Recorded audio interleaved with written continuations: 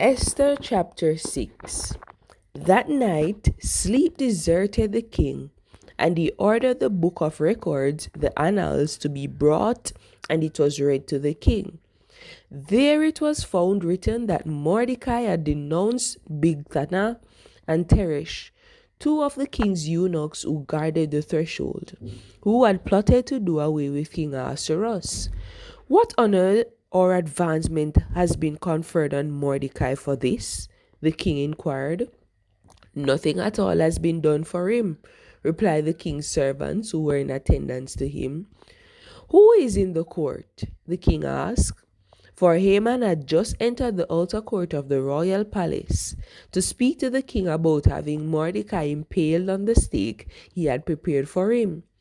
It is Haman standing in the court. The king's servants answered him. Let him enter, said the king. Haman entered, and the king asked him, What should be done for a man whom the king desires to honor? Haman said to himself, Whom would the king desire to honor more than me?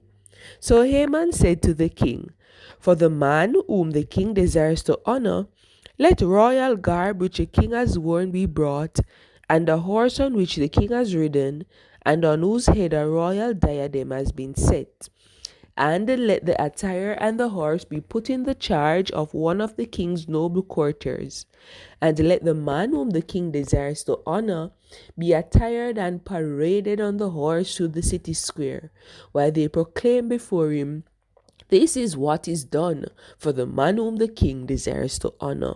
Quick then, said the king to Haman, get the garb and the horse, as you have said, and do this to Mordecai the Jew, who sits in the king's gate. Omit nothing of all you have proposed.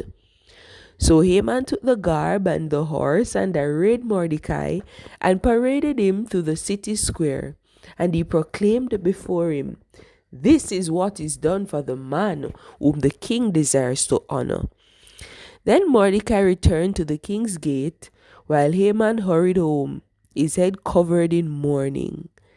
There Haman told his wife Zeresh and all his friends everything that had befallen him. His advisers and his wife Zeresh said to him, If Mordecai, before whom you have begun to fall, is of Jewish stock, you will not overcome him. You will fall before him to your ruin. While they were still speaking with him, the king eunuchs arrived and hurriedly brought Haman to the banquet which Esther had prepared.